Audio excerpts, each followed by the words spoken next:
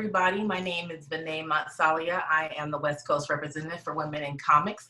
If you are not familiar with Women in Comics, it's a phenomenal organization ran by the one and only Regine Sawyer, and we work to extend opportunities for women in the comics industry, as well as using comics to support literacy. And so I want to take just one moment before I go any further, and I want to introduce all of our panelists. I'm going to just let them one at a time introduce themselves very quickly, and then I'm going to go over everybody's bio. So I'm going to start by the order I have them on my screen, which would be Jonita Davis, Dr. Shamika Mitchell, and John Jennings. If you guys could just very quickly give us a brief introduction of who you are, and then after that we are going to go ahead and do our formal bios. So Jonita, you have the floor.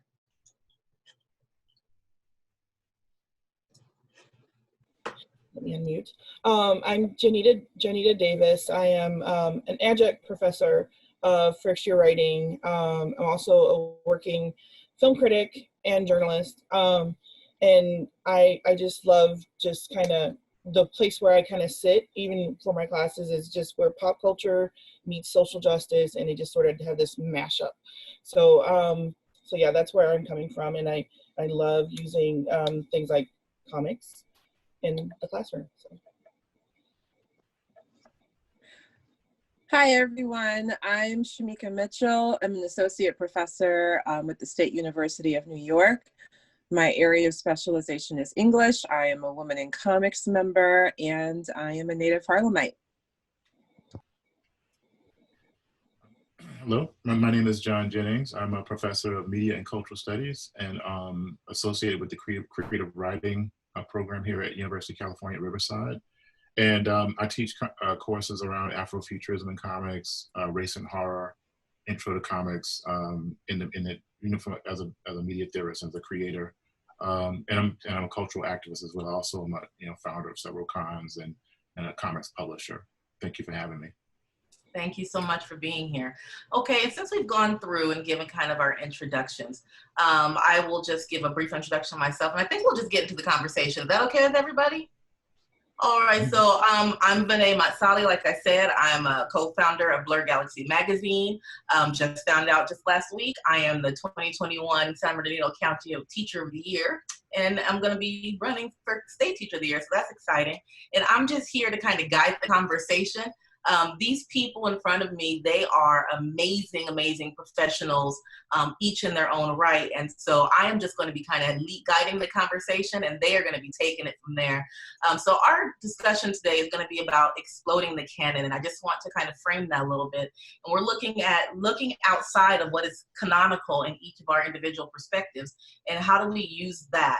How do we use it to frame a culturally responsive practice in wherever it is that we're working? Now, we all come from different arenas in education, so that means we all have a different idea of canon that doesn't necessarily apply to it. But before we get really heavy into canon, I want to start with getting to know each other a little bit. Like, we all gave our bio, but this is kind of a nerd space. So let's get to know each other a little bit better first in that way. So you already told us who you are and what you do. So I want you to tell us, what are you nerding out about right now? So anything pop culture, nerd related, what is your nerd passion at the moment? Let's start, I'm gonna go backward this time. Let's start with John.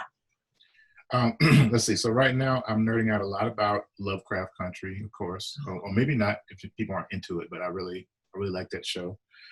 Raised by Wolves, as well on HBO Max. It's like a Mobius comic book come to life, and I was like, oh my God. So, and also I'm nerding out about Philadelphia, Rodney Barnes's book with Image, and also Immortal Hulk. That's probably like one of the only, superhero comics. Oh, and Far Sector, by the way, and Far Sector.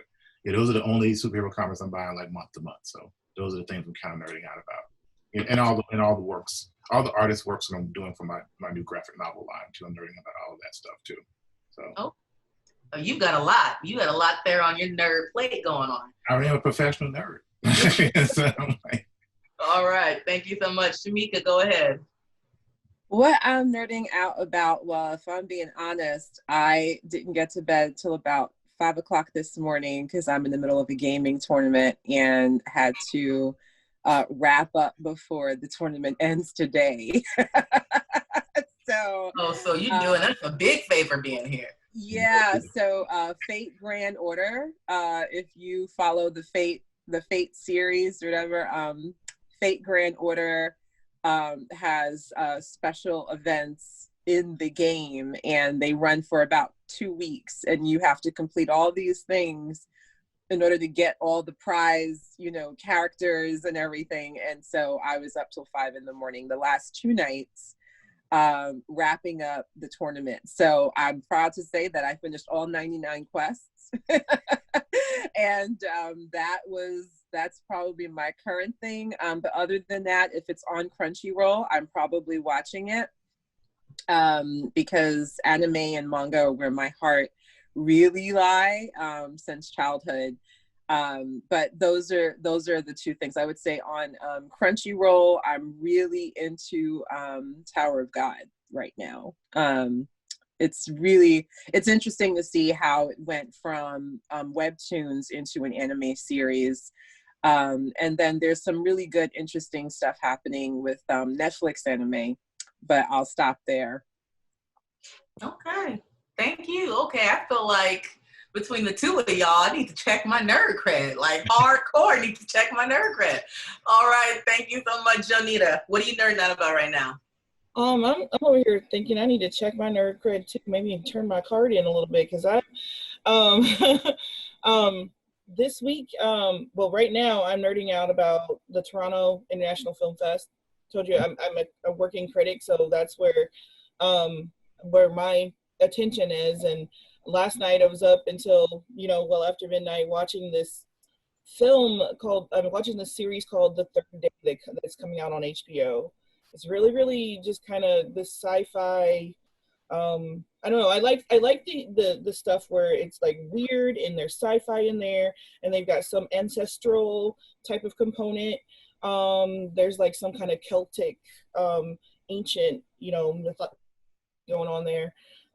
So I'm just watching that, and I'm going through day by day trying to find like the independent film that probably won't get the most attention, because those are usually the good ones, that have stories, and just those are the little ones I love. So I also did get to see Regina King's new film. I'm calling it like a historic bro movie, the one Miami.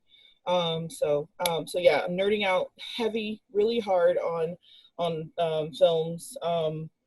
I did get my latest Sandman today, so I'm not gonna be able to crack those open for maybe another week. So yeah, just films for me.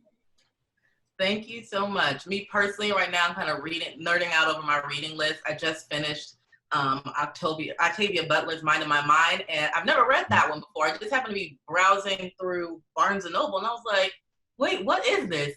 Do you know, I think I read that book within like the last 24 hours. I think I read it from cover to cover. It was just, I couldn't put it down. But if you've ever read Octavia Butler, that's not a surprise. It's phenomenally written, and I absolutely love it. And also picked up this I haven't started it yet because I just got it, and Octavia Butler was first, obviously. But I just saw the cover of Two Black Girl Mermaids, and I was like, I'm going to go ahead and pick that up. A Song Below Water by Bethany C. Morrow. So that really excited, getting ready to read that. And I think the comic that I had the most fun reading recently was Showtime. It's not a War Spider, Showtime, by Greg Anderson. I'm going to say his name wrong again now. Elise? He's not going to get me for saying his name wrong again. But oh my gosh, I have not, I've been a little slacking on reading comic books recently.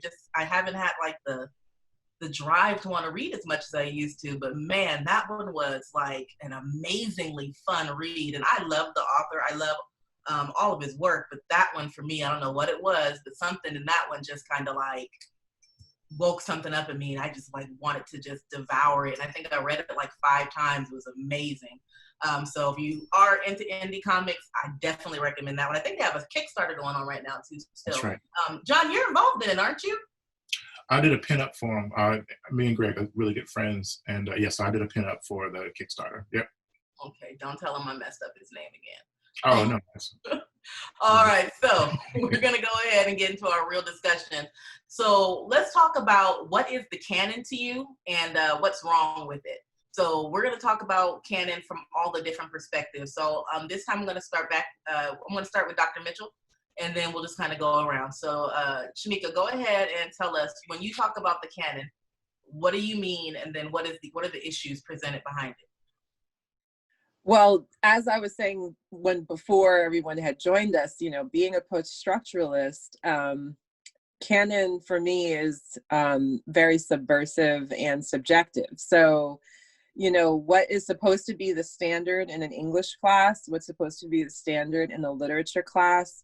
I'm an Americanist, and so when we talk about traditional canon, it's usually the DWGs. We call them dead white guys, right? And so it's all of them and, you know, the great bards and whatever, right? So, but if you look at anthologies, there is a lot of politics in the way anthologies come together because the editors have to decide who gets included. And so when we talk about the study of American literature in particular, I can only speak about American lit, but I know that it's a trend in other places that are post-colonial, in that the people who decide what's good and what's acceptable are usually from the outside, and they marginalize a lot of voices in the process. So if you look at early American literature anthologies, and I mean early as in like going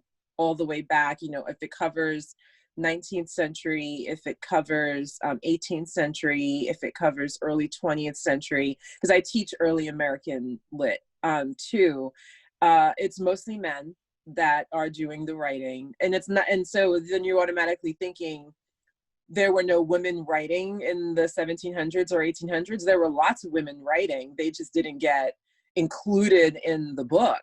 And so if you pick up an older anthology, if it's published from the 1950s prior, more than likely it's going to have maybe 95% male authors and white male authors. And this was even the case when there started to be African-American literature or Native American literature or Latinx. It was mostly the guys. And so then it was, oh, there's women's literature, which people weren't taking seriously because women writing didn't matter. And women's writing wasn't viewed as significant or meaningful. It was just diaries and journals, which is not true either, but it says a lot about the way that the patriarchal structure of colonialism and Western civ trickled into the way we viewed and evaluated art. And literature is art. So as a result, you know, the United States has this extensive history of white male-centered narratives and rubrics for evaluating art. It's not until the 1960s that it becomes more prevalent. I think the 1920s and 30s with the Harlem Renaissance, we have the beginnings of a Black literary aesthetic with the New Negro, but it doesn't really become a thing that we would call the Black literary aesthetic until like the later 1950s, 1960s. So the canon was very much so rooted in this very white male structure and then flipped. And so I think it's still flipping now. Now you can see in literature anthologies comics included, but that's really only from the 1960s on, and it was few and far between even in American literature anthologies. So now you can get a whole comics anthology, oh, that's American lit, but you know who they pick is still very specific to the preferences of the editors. So that's where I've noticed a lot of gaps, and that's where I do that work. And so I'm usually trying to fill in the gaps either because there are no comics included or the comics that are included may be insufficient. In terms of African American literature anthologies, because that is one of the areas that I had for my doctoral work, the earlier anthologies, even up through the 1960s, had no comics. It's not until fairly, even now, if you look at the Norton Anthology of African American Literature, which is in its 3rd edition, there are no comics in it. So, you know, then that's with Skip Gates at Harvard, you know, expanding. I think the 1st edition had like almost no women, and now there are more women because he's added more women to the editorial team, but there's still this gap in terms of what gets included and what doesn't. So I try to fill in those gaps as much as possible because I prefer looking at contemporary material, but then also trying to make these historical connections. So one of the things I'm most interested in terms of archival research is looking at the history of African American comics in Black newspapers. That's where I'm really, because you won't find them anywhere else. And so I would say like almost every Black newspaper that existed in every major Black community, they probably had comic strips in there or editorial cartoons, because I look at editorial cartoons too to, you know, speak about the political climate, but they don't get included in the conversation later. So you can get a whole book on like the New Yorker cartoons that go all the way back, you know, Vanity Fair cartoons that go all the way back. But the Amsterdam News, where were the comics? We know they were there, but where's that book, you know? And so there's something to be said about the gaps that are still there and, you know, what role I play in trying to dig through that. Thank you so much. And that is, wow. I feel like you just did a whole panel by yourself there. That was something else. And I'm just kind of taken aback you talking about the anthologies and just the lack of representation in the pieces, because those anthologies are very much in that space, kind of what decide or what set for the up and coming academics what canon is. And so that's really important work. Thank you so much for sharing it. I'm just blown away at how much of that you are engaged and involved in. I had no idea. Jonita, let's talk about the canon from your perspective a little bit. Well, I teach 1st year writing. And so, you know, we're all about, you know, just composition and getting at the roots of how to teach, you know, freshmen, 1st year students to write. And when you look at the textbooks they have that have, you know, they have model texts that kind of, you know, show the essays and kind of how kind of give them a good feel of what good writing is while actually trying to model it as well. And so, and there's also that, you know, have these essays and books on, you know, how it's done, on revision, on, you know, just each part of the process. And so, like, there's still, just like in literature, even, I mean, up until I started, you know, just in 2015, it was white men. And you want to talk about revision, they tell you to go see a white guy, you know, in the book. And if you look at the sample text, the model text they have in all the books, there's you know, a few women. I think one of them I saw, and they actually had a little thing on autobiography from Bell Hooks, and that was the diversity, you know, but it's still just fully white guys. And so when I started venturing out and trying to build my own, you know, take on how to get this done, I started looking for works by, you know, Black women, by, you know, women of color, by, you know, queer writers, by non-binary writers, by trans writers, by people by indigenous writers. I'm like, surely white guys are not the only ones writing about how to write or how to edit or how to revise, or there's got to be other people. And there were. They're just not, like in literature, they're not being included in the books. And like in literature, they have the anthologies. For composition, it's the textbooks, and they're not being included in the textbooks. Now, in some of the textbooks, they will include, you know, student essays that, you know, and they've gotten kind of diverse in that, but still, it's still the the guts of it is still, you know, it's white men. And you know, again, it's out there if you want to go look out there for the work by, you know, people, by, you know, other people, by a diverse crowd of people. You're like me, spending every summer, you know, between semesters scouring, you know, the internet, looking for, you know, okay, I need a piece to start the semester on, you know, the writing process. Who's writing about the writing process? Anything new out there, you know? And it's the same way with comics. I mean, I've seen a few textbooks have just a little, maybe some kind of op-ed comic, you know, just like one off or maybe a strip, and there is a book out there that is about teaching. It does do teaching rhetoric through comics, and it is a graphic novel version of the textbook.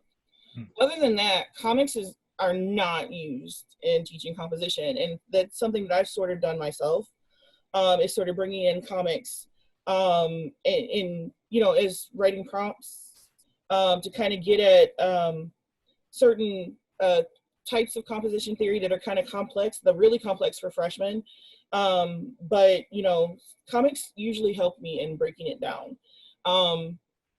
There are comics on writing. I mean, Scott, well, and the most famous one is by a white guy. You know, Scott McCloud is you know, on writing comics. But there's like a whole, there are other books on writing, but it's on writing comics, and there's not really much of anything, I think, on how to get started writing, period, just as a, you know, from an academic standpoint. So I think to me, composition is kind of behind lit in the whole getting caught up with, you know, who's doing the writing for us, for our students, as not only in the models, but in the textbooks we teach. You know, they've got a long way to go. And comics, you know, it's still ground that, you know, a lot of ground that needs to be broken with comics in composition, I think. Thank you so much for that. And I can really see the kind of connections between what Dr. Mitchell does and what you were talking about. So I kind of see how your worlds kind of intertwine there. John, you want to go ahead and talk to us a little bit about comics from, not comics necessarily, but canon from your perspective? Okay. I'm so basically just a little bit of background. I've been teaching in the academy for like 23 years. And so this is my 4th post, and I teach media and cultural studies now, right? But for most of my, you know, posts academically, I've taught in graphic design as a design historian and a design methodology. And so I'm going to speak from that standpoint, because I think because design as a practice is so ubiquitous and so ever present, and actually when design is really well done, you don't notice it actually. So most people just notice design when it's malfunctioning. Like, man, that bridge just broke in half. It must have been really badly designed, that kind of thing. But usually, you know, if design is doing its job, it's invisible and natural, right? So, but it's also a type of visual rhetoric, right? And so when I was studying and teaching, you know, in more like PWI spaces, right now, you know, UCR is a Hispanic Serving Institute, so it's only like about 11%, you know, white students out of like 27,000 students or so.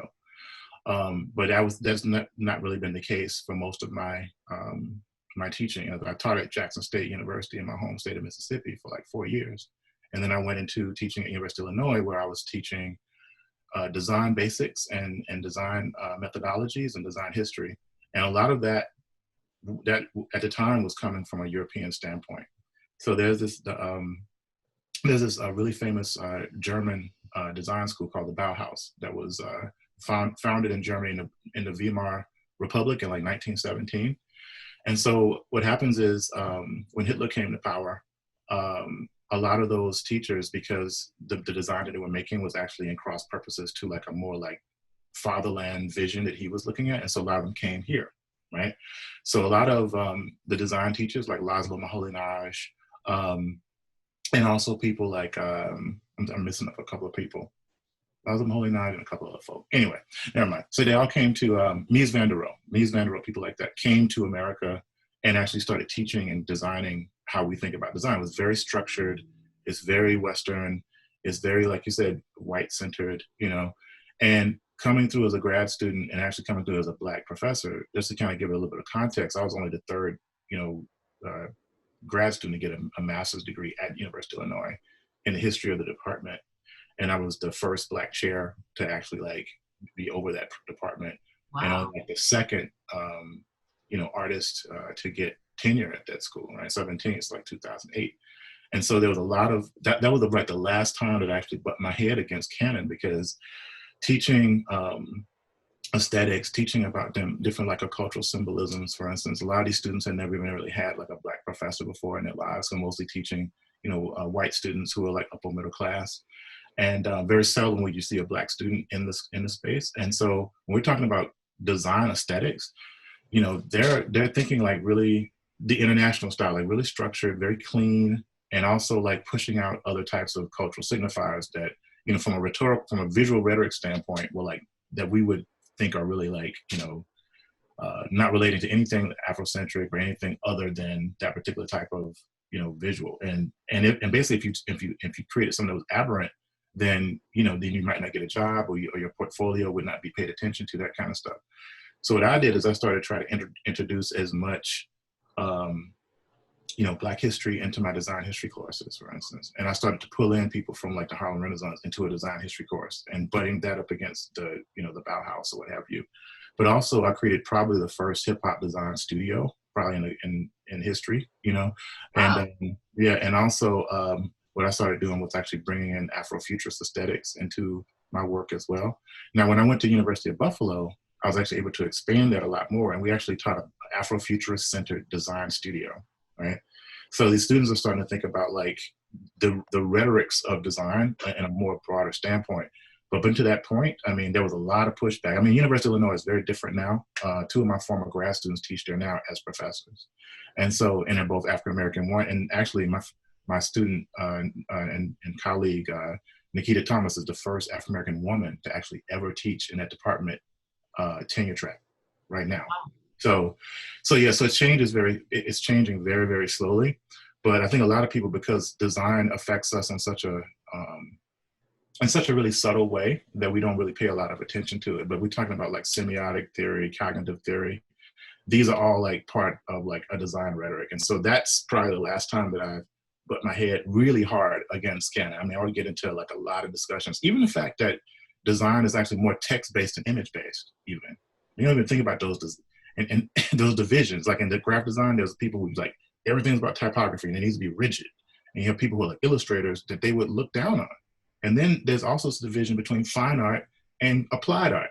So it's like these different like canonical ideas around what good art is crazy too. One of my favorite scholars is Kobina Mercer, who created this. He's a Black queer British scholar who created a line of books that were like you were saying, Shamika, were filling in the gaps of how we looked at art. And there's a series of them by Kobina Mercer. I would definitely check those out. Anyway, so that's kind of like where I am right now. So it was so strict in some ways, and you wouldn't believe this, that art can be very conservative in a lot of ways, right? So it forced me to think about what my career path is going to be. So when I got a chance, so when my wife was like, I can't stay in Buffalo anymore, I went back on the market, and I ended up in a media and cultural studies program that is extremely interdisciplinary. So my colleagues are like sociologists, poets, musicians, filmmakers, and so, so it's a very, very politically centered interdisciplinary program. It's a perfect spot for me, and I actually feel like I do more design work the way that I want to now than I ever did when I was teaching in a design program. Wow, that says a lot. Yeah, I wouldn't go back. Wow. Oh. That brings just an interesting point on when we talk about Canon, how there are all these different types and the ways that they are affecting all of us as academics and as academics of color particularly. Yes. My sphere is secondary education. I teach middle school, so these folks are way up above my head in a lot of stuff. I work with the kiddies. My kids are 13 years old, and so, but the way that this works is what happens up at the collegiate level tends to filter and pour into the secondary level. So we always get the, I don't want to say not the leftovers, but it's kind of like literal trickle down. So whatever it is that happens there, it affects what happens here in our space. And so what happens as I go into a classroom and I'm picking up texts, and my 7th graders are being asked to read Shakespeare and things like that. We're being asked to, interpret, literature. We're looking at some of the, more highbrow things in the British poetry and all that. Now, mind you, I've got 2 degrees in English. I love Shakespeare. I love British lit. I'm all about it. But when you are in a classroom, you have to kind of ask yourself, like, is this even remotely appropriate for teaching 12 and 13-year-olds? Like, is this, what am I telling about them? What am I telling my students when this is what I present to them as what is the highest standard of education? What is the highest standard of identity? If all of it is, as she said, DWGs, everything is a dead white guy, all of it, all the art, all the literature, all the everything across all subjects, all the scientists that we present, all the mathematicians that we present, everyone. And so I began to buck up against that system, and like Jonita, just kind of looking for, spending a lot of my time finding ways to show kids themselves, show kids representation outside of what kind of the canon has created. And so when we talk about that, what I came to notice is that the real gatekeepers, and at least in K-12 education, we always say, oh, well, they're not gonna let me, and they. And it occurred to me one day while sitting in a meeting of other English teachers who were going on about we can't really bring in, this is how we always have taught it, this is what it, they are the canon for a reason, and da-da-da-da-da. And I sat there and I realized for the first time, I said, oh, wow, so we're the gatekeepers. Like, really on the ground level, there is no actual, system preventing for K-12 educators from expanding and teaching other people and different things. It's literally this ideal that we got when we went to college, and it was built into our brains of this is what is acceptable, this is what we do, this is what we teach. And so we literally become the great gatekeepers, and we start the system again from the beginning, because our students will come up their whole educational experience being exposed to the same exact people and same exact thing. I mean, you should have seen the chaos when I decided I was going to teach Malala comic book, and do her, not even show the book. We didn't read the book. We watched a couple of the interviews about Malala, and then we did a graphic novel with Miss Marvel, and we compared their struggles. And you should have seen the chaos. Like, you're teaching about, educational injustice, and you're doing it with a comic book with Miss Marvel, and it was just like beyond people understanding that I can teach just as well. As a matter of fact, kind of better when I'm doing it with texts that are at my students' level, that have interest to them, something that they can apply to their real life. They're talking about educational injustice, but they're also looking at a story about another teenager, and they're also looking at a comic book. I mean, I win. I'm the cool teacher now. So it doesn't matter what I teach. Right now, I can decide to teach applied technology right now, and they would totally follow me because I'm doing it with a comic book. And that's kind of the piece there, is finding those culturally sustaining pieces that show kids other cultures, show kids their own culture, but it's also using those outside pieces like pop culture to really draw them in. And that's kind of where it all kind of trickles down. So that's kind of how I'm doing it in the classroom. And so I realized that my gatekeepers were my coworkers, were my departments, was myself. I was being a gatekeeper. Where do we see the issues of gatekeepers coming up in other areas? And I'm not going to call anybody, just if you want to talk to this. Where are you seeing gatekeepers in your work? What are the roadblocks to progress in your space? I'll speak first, if you don't mind, because I work in curriculum.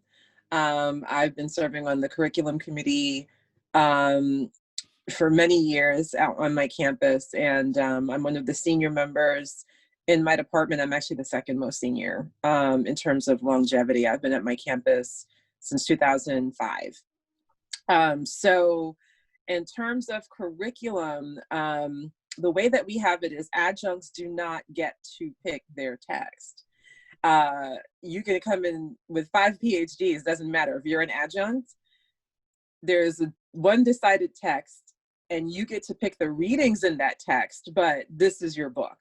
And the committee formed to decide, what's going to be the standard text for adjuncts for writing 1 and writing 2. Outside of that, our department historically, if you were an adjunct, you could not teach the sexy courses unless there was absolutely no one available to do it. So when I started as an adjunct there, they particularly hired me to teach African American Lit because it hadn't run in 10 years by the time I got there in 2005. So I was brought in specifically for that and not as much the comp ret stuff. And then when I entered the tenure track in 2007, and then, moved through the doctoral program and finished back in 2012, then I was able to teach honors courses and blah, blah, blah. So the gatekeeping is tied to, at least on my campus, is tied very much so to the bureaucracy in terms of who gets to teach what. And even when I was finishing my master's and was looking for teaching gigs, I had contacted folks at NYU, CUNY, the City University of New York, and then also at Columbia. And I was resoundingly told that only PhDs can adjunct, and you don't get to teach special topics. So that's kind of pro forma, I think, that unless, you're in a department that may be less vibrant or buoyant, you don't have that same kind of variety. So that's the one thing that I would say is who gets to decide what the texts are, what's the standard text. Often it's a committee full of people that, are trying to accomplish something, whatever that is for the students. And I think our justification was there are too many different books. It's costing too much money at the bookstore. We need one book that's affordable and that most students can access. And so right now, at least, I think it's a SUNY initiative that people are doing OER, which is Open Education Resource. And so right now, for the past, I want to say maybe 4 or 5-ish, almost 5 years, our campus is moving towards OER. And so, but it's definitely committee being supported by administration to decide who, what, when, but they can only really regulate the part-timers. They can't really regulate the full-timers. So that's where I see the trend shifting with curriculum. Okay, thank you so much. Anyone else want to talk to that? Well, I want to just piggyback off of that. Dr. Mitchell is right. I am one of those part-timers. The thing is, though, I'm widely published, and so I am the star, and so they kind of let me just kind of, if I can word it if I can come at them the right way, I can pretty much get my way in teaching these topics. Especially, I teach in PWI institutions, and so when the Black teacher is coming at you, the one who writes, social justice topics and has been published in, the Washington Post and the Guardian, comes at you and say, you have no Black people on your reading list, they are really, really quick, stop and is like, oh, okay, well, what do you think the reading list should look like, So, or to say, well, here's the textbook and, it's up to you, the additional optional, text that you put in there. But pretty much, the gatekeepers in composition, where I am, which is also seen as, just the, like Dr. Mitchell said again, it's the unsexy. You're dealing with freshmen. Nobody wants to deal with freshmen, especially if you've got this, if you've got this niche that you really want to do. You don't want to be spending your time dealing with a bunch of, freshmen just teaching the basics. That's where I thrive, though, teaching them because, they're new writers or fresh writers, and I get to come at them and teach them, how to do this thing and how to do it in a way that kind of will get them through their college career and then won't take all the extra BS. So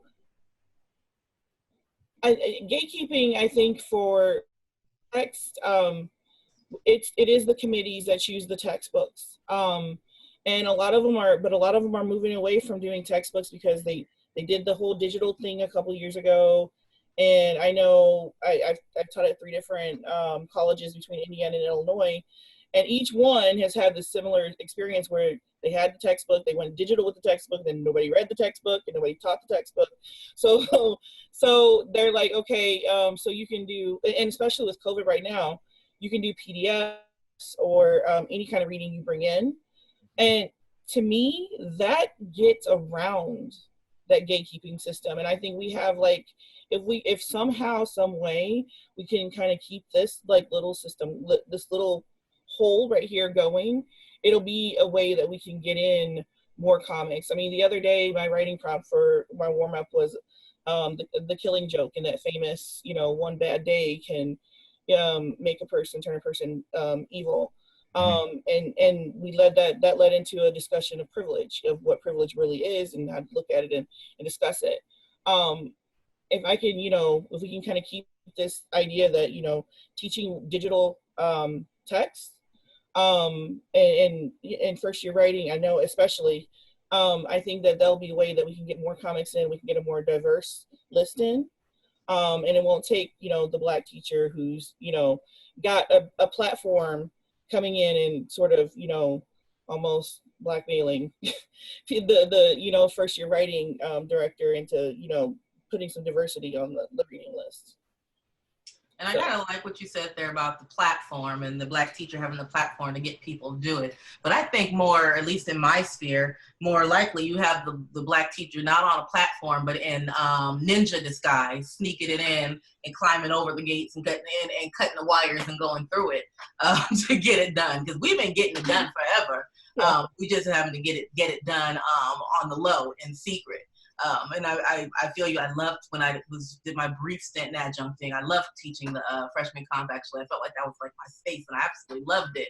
But I had to go stick with my real job because it's the union for me. I can't do the non-unionized jobs. But I really, really liked that. And it looks like, John, you were about to jump into that discussion. Well, really quickly. So yeah, thank you for all that y'all do. Because in those spaces, by the way, thank you. So again, I'm a little bit longer in the tooth, as far as like career-wise, as far as like, on that teaching in that space. So, I've been very, very fortunate to find a space where, we are like, there's a lot of control that I have over what I teach. So I don't teach any intro classes, only classes that I've created from scratch. So I teach 3 classes on Afrofuturism, 1 on Afrofuturism and race, and 1 on intro to comics. So we're primarily using digital comics, as far as like actual text and like video. So I'm teaching like media writ large, and the entire faculty is on board with all of these things. And we teach like a wide variety of different types of, media related activities. We have a gaming classes and stuff like that, or courses around how dust affects hardware. There's 1 class just about that. Classes on how you use games to talk about epidemiology, that kind of thing. Very specific classes. We actually have like a minor in science fiction, because we actually have, I teach at UCR. We have this thing in the Rivera Library that's called the Eden Archive, which is like one of the largest public repositories of science fiction. So, and I teach with like Nalo Hopkinson, like D. Nalo Hopkinson, and also Andre Carrington just started working here. So excited. Okay, this is UCR? And yeah, huh? This is UCR. UCR is becoming like a hotbed for like for doing media studies and really progressive. I call my faculty like beautifully angry. So it's like a lot of us are fully either full professors or associate professors. So there's a lot of power in the department. Wow. Politically. So, so there's so a lot of times we've been poaching professors from other spaces too, where it's not as progressive. So, so what I did want to say really quickly is I'm definitely, I've worked very hard to become a gatekeeper. And so what I'm trying to do is create books for y'all to use. Cause like with Megascope, my imprint, we're creating primarily speculative work by and about people of color. Like for instance, one of the books we're doing is a Afrofuturist version of the Count of Monte Cristo that's set in like set 400 years after the polar ice caps melt, with a Black count in the Bahamas, like in the Afro-Caribbean. So it's like Afro-Caribbean solar punk, And it's a, you know, so yeah, so that kind of stuff. We're doing a book on Emmett Till case. We're doing a book on the Tulsa race massacres. You know, we're doing it. We're probably going to get ready to do like a Black Lives Matter book. So for me, my gatekeeping space is the fact that there's only so many books we can put out per year, and it's also a backlog now because of COVID and because of just like it just takes a long time to make graphic novels. But you know, I want to try to like open up, you know, the canon a lot from that particular standpoint. So I want to definitely keep in touch with all of you about this because I want to know what types of books we should be looking at. I do have an educational advisory board that specifically like with like top scholars in media and comics, including Dr. Gates actually too, is on the board. So I'm just trying to figure out as someone who can help greenlight projects, what types of books we should be making, who, you know, and how they're going to be utilized in the classroom. So that's kind of like where I'm coming at with those particular books. So, you know, we'll probably have many conversations about that after the panel. So. Yeah, you need a book on writing, on writing basics. Yes. Look, we're gonna have to hit you up, John, because I just thought of like at least 3 or 4 things right now. Okay. With that, because we're running short on time, and I want to. Oh, Shamika wants to say something. Go ahead. Yeah, I wanted, John, can you just clarify when you talk about greenlighting publishing projects, is this with New Sons or is this separate? Oh, no, this, I'm sorry. So, you know, I, one of the books that I did was the graphic novel adaptation of Parable of the Sower, you know, some artists, and also Kindred, right? And so because Kindred as a graphic novel was so successful for Abrams Comic Arts, which is a large publishing company, they do Diary of a Wimpy Kid and other things. So they're a really big multinational company. And so I was actually able to pitch them the idea of doing an imprint called Metascope that actually primarily deals with, you know, folks of color and speculation. So we're talking science fiction, fantasy, horror.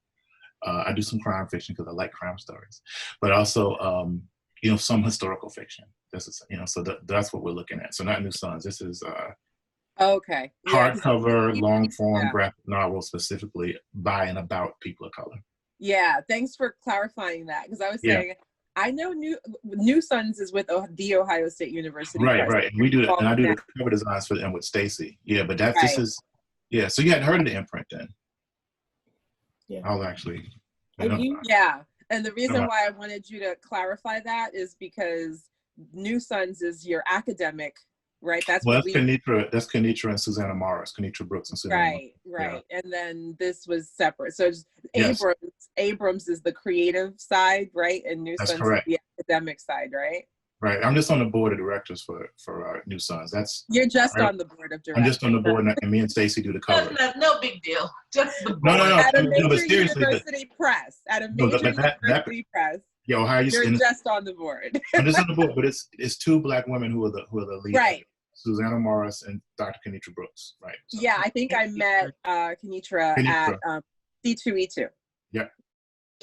And thank you for lifting up those Black women. Make sure we heard those names. I appreciate that, sir.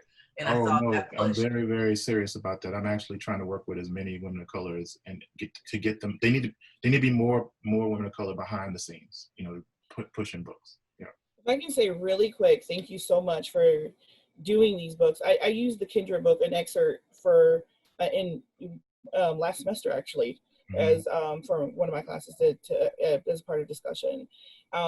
It's a great adaptation. I love it. So thank you. Thank you for that, for doing this. Yeah. Yes, it was an honor. All right, as we get to our coming to our close, we're getting close to there. I want to just talk about, as all of us in the educational sphere in one way or another, what are some of the benefits you're seeing behind pushing these initiatives, behind making curriculum more diverse, putting in comics, people of color, all those things? What are some of the benefits you're seeing in the actual learning communities? And what are the implications of when we, with those same populations, when we don't do this? I would say really quickly, because one of the deliverables from my class that I want to try to endear is like a really radical curiosity. You know, that's the deliverable. I keep telling my students, it's not the A that you're shooting for. It's like, I want you to leave here with a radical like curiosity about the world and about the things that you're in. So I have a lot of critical making projects and stuff where they actually have to do like creative writing, and also, you know, thinking really broadly about how to apply the knowledge that we've used. And so I think comics opens up a lot of different types of literacies, as far as, like, you know, because it's a multimodal space. And I think they're like, a lot of times people have never read comics who come into my intro to comics class, and I love to see their eyes like, I never thought comics could do this. And I barely teach superhero comics in that course because they conflate the two. They mix up genre and medium a lot. And so, yeah, so that's what I would say is like the critical thinking skills, like just the excitement to see them, first of all, to see themselves reflected in the media that we're dealing with, because I try to like use a lot of books that feature, you know, people of color, you know, and I teach mostly people of color at school. So yeah, so I think like the critical engagement is just, wow, the excitement, you know. So yeah. Okay, anyone else? I just want to say that I think this moment and everything that's happened right now, especially since COVID has started, has really gotten people to where they're actually looking for diverse materials. It seems to be looking for those type of things. So I'm hoping that creates more opportunities, especially for John to create more books on writing. Hint, hint. So, but I think that like when I have students and I've taught this concept to them using, you know, say an Icon and Rocket, you know, comic, and they remember the way that I taught them how to do this rhetorical, you know, use this rhetorical device by, you know, and using this comic, and then they go to the next class and they're talking about it with the next instructor, and so they come, what were they talking about? You were using what? And so I find that it opens the conversation. When I use it in my class, it opens the conversation with my colleagues, because they're like, well, they remembered something, first of all. Freshmen are remembering something one semester to the next. And then, you know, the fascinating thing it is that they want to know more, and they want to, you know, maybe try it for themselves. And so I think that if we do to I know using these diverse materials in our own way, in our own spaces, especially if, you know, people in kind of my station who, you know, we're not the gatekeepers, we're not even close.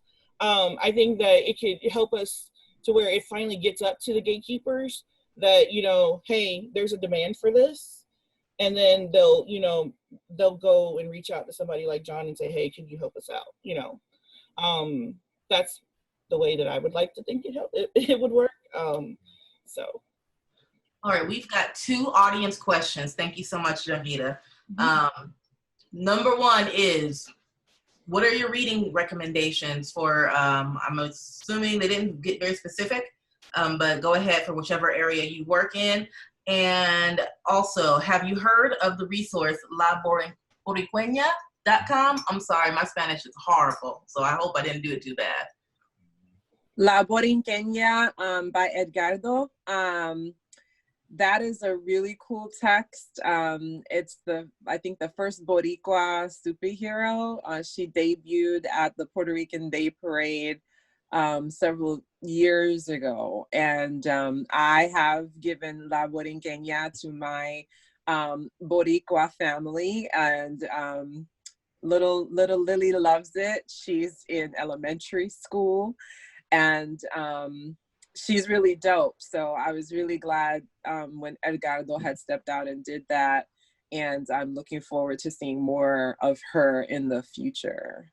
In terms of recommended reading, oh boy. All I'll say is, depending on if it's self-reading or is it educator reading, definitely if you're working with kids that are under the age of, say, 18, and you're like in K through 12, the PTA can be very particular about, you know, what kind of books their kids are bringing home. So, you know, you want to stay away from certain texts that may have adult situations. It can be an issue, even with administration. But other than that, there's no one text that I would say is probably going to engage readers better than the other, but the different genres, I would say between superhero, fantasy, slice of life, I tend to use political cartoons, editorial cartoons, and even daily comics.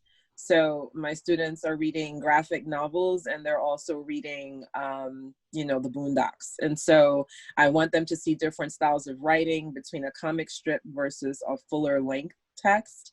And there are also different levels of engagement with political cartoons too. So I tend to use those in some of my comp courses.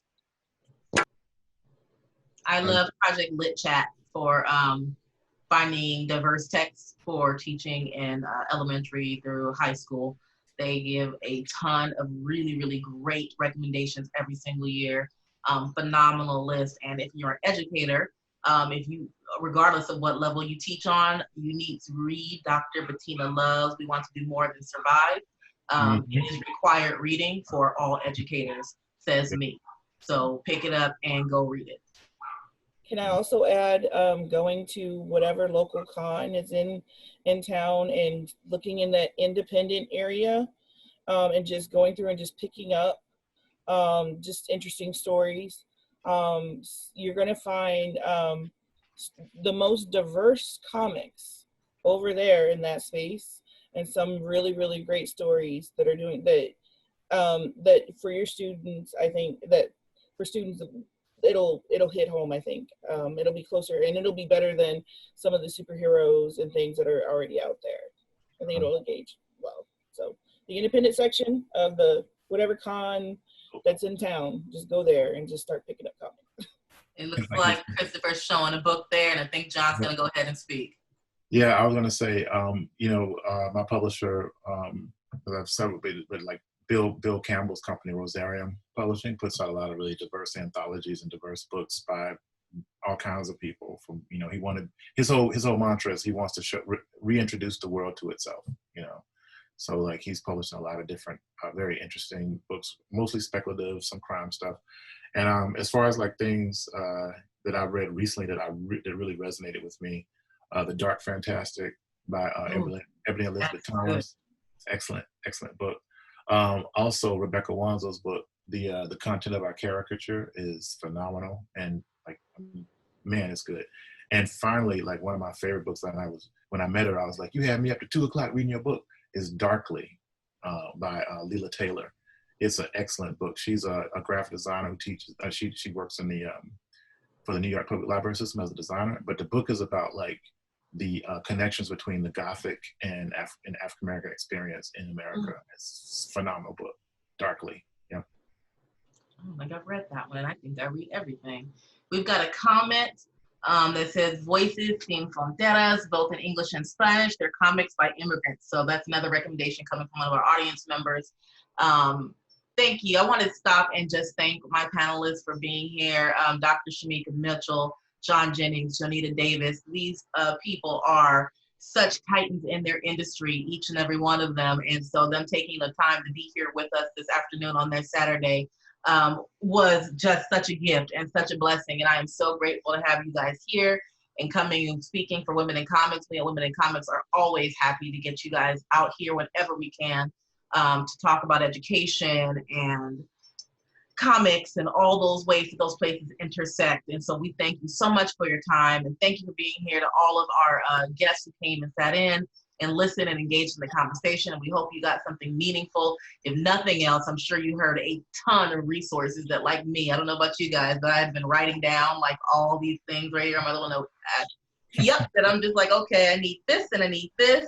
I even took down John's quote, when design is done well, you can't see it. And I know I'm going to be using that somewhere, especially talking about my curriculum design and all that. So I am just really excited about that. So thank you guys so much for being here. I also want to plug Women in Comics Collective is having a event this evening, Drink Drone Poll, 6:30 EST. So if you want to come and relax and have a drink and do some art, really relaxed time having artwork with the women who are doing poll, then come in, join us. I dropped the link. I'll drop it again just in case it's not there anymore. Yeah, it's still there anyway. And thank everyone. And we have more LadiesCon going on. So don't just come here, go check out the programming. Thank you, LadiesCon, for having us. Women in Comics is always so thrilled to be involved. Thank you, those of us who, Elise, thank you so much for helping moderate over in the comments. We love y'all. Thank you so much. And y'all have a fantastic weekend, all right?